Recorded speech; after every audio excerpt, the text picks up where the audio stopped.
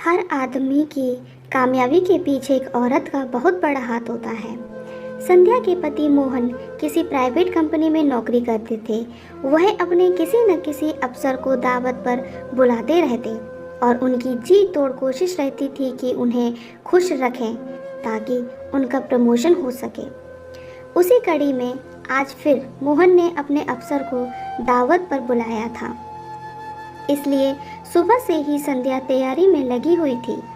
आज संडे का दिन था तो मोहन भी घर पर ही थे। बड़ी बारीकी से घर के हर कोने को देख रहे थे, क्योंकि अफसर के साथ उनकी अफसर पत्नी भी आ रही थी। विशेष बात यह थी कि वह भी किसी न किसी दूसरी ऑफिस में अफसर थी। बारीकी से घर के कोनों को देखते हुए जैसे ही उनकी नज़र स्टोर के कोने में पड़े अस्त व्यस्त सामान पर पड़ी, जोर से आवाज़ लगाई, संध्या संध्या। किचन से पसीना पोंछती हुई संध्या भागती हुई आई तो मोहन उस पर बरस पड़े। देखो संध्या, सामान कैसे अस्त व्यस्त पड़ा है, कोई भी चीज़ अपनी जगह पर नहीं है। उन्हें अपना घर दिखाऊंगा तो कितना बुरा लगेगा। न जाने तुम सारा दिन क्या करती रहती हो।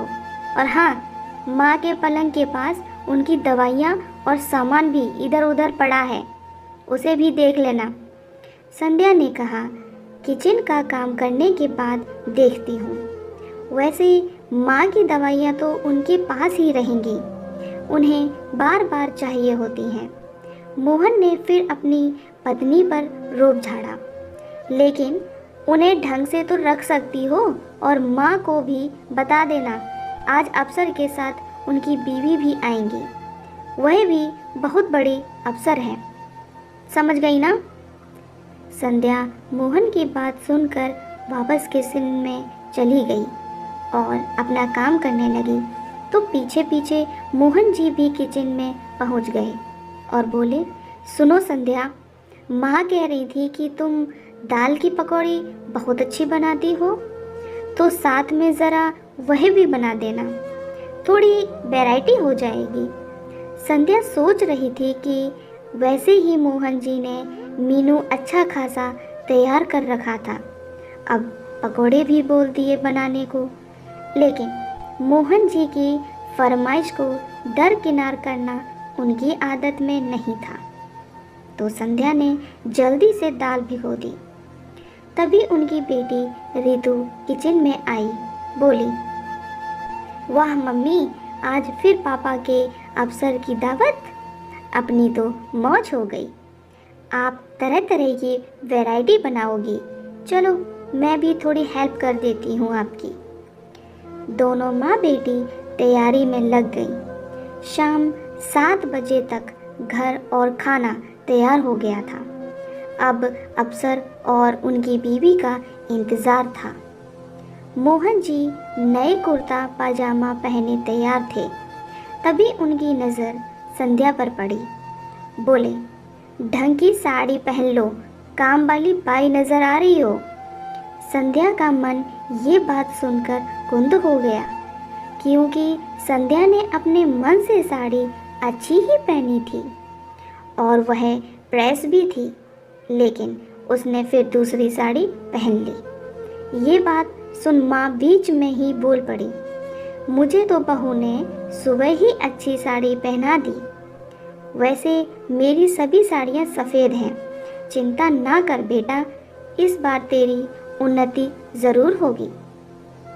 संध्या ने खाना भी बहुत मेहनत से बनाया है, बेचारी सुबह से किचन में खड़ी है। तभी बाहर गाड़ी के हॉर्न की आवाज़ आई और मोहन जी मेन गेट पर पहुंच अपने अफसर का स्वागत करने को खड़े हो गए।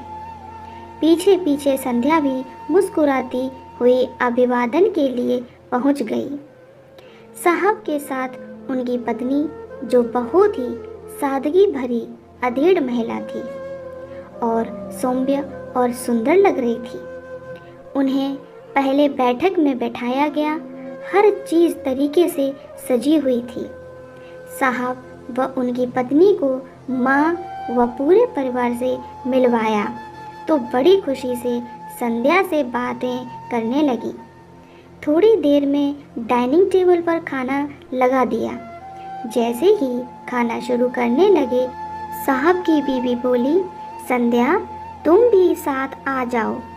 संकोच करती हुई संध्या बोली, नहीं मैडम, आप लोग लीजिए, मैं आपको खाना परोसती हूँ, आप खाना शुरू करिए। मोहन भी अपनी पत्नी की बात से सहमत थे और बीच में ही बोल पड़े, इसकी आदत है, सबको खाना खिलाकर ही खाती है। साहब और उनकी पत्नी बड़े चाव से खाना खा रहे थे। हर व्यंजन की तारीफ किए जा रहे थे। मन ही मन मोहन जी को अपना प्रमोशन नज़र आ रहा था। खाना खाने के बाद साहब की पत्नी ने बैठक में बैठते हुए संध्या को भी पास बैठने को कहा। अब संध्या भी सभी के साथ बैठी थी तो मोहन जी को लगा कहीं अंग्रेजी शब्द उलट पुलट ना बोल दे। संध्या के बैठते ही मोहन जी बोले, ज़रा सौंफ सुपारी लाना। तभी रितु किचन से सौंफ सुपारी ले आई और बोली, मम्मी आप बैठो, मैं लेकर आती हूँ। साहब की पत्नी संध्या के काम करने के तरीके से काफ़ी प्रभावित हुई। वे तारीफ कर ही रही थी। संध्या तुमने खाना बहुत अच्छा बनाया और दाल की पकौड़ी तो मेरे पति की फेवरेट है, लेकिन मुझे बनाना नहीं आता, मैं तो मार्केट से ही मंगाती हूँ। संध्या यह सब काम तुम कैसे मैनेज करती हो? बड़ा मुश्किल होता है।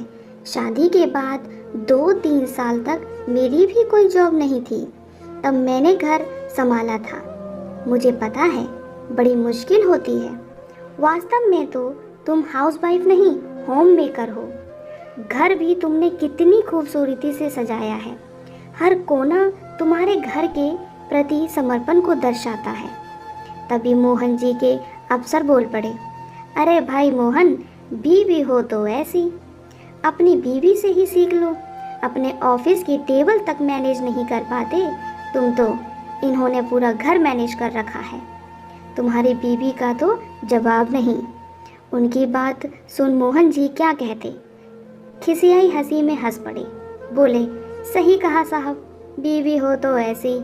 दूसरे दिन ऑफिस से आते हुए मोहन जी मिठाई का डिब्बा लेकर घर आए। आज उनका ऑफिस में प्रमोशन हुआ था, साथ में 4000 का बोनस भी था।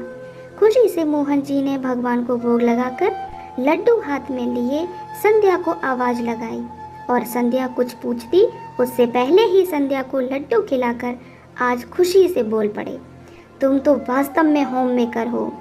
साहब की बीवी सही कहती थी और साहब ने भी सही कहा था, बीवी हो तो ऐसी। आज मोहन जी के मन से जो बात निकली थी उसे सुन संध्या, माँ व बेटी रितु एक दूसरे को खुशी से देख रहे थे। आज बरसों बाद अफसरों को दी गई दावतों की मेहनत सफल हो गई थी। सब लोग बहुत खुश थे। किसी ने सच ही कहा है, हर आदमी की कामयाबी के पीछे एक औरत का बहुत बड़ा हाथ होता है। मुझे उम्मीद है दोस्तों कि आपको ये कहानी पसंद आई होगी। अगर पसंद आई है तो मेरे चैनल को लाइक, सब्सक्राइब और शेयर करना ना भूलें। धन्यवाद।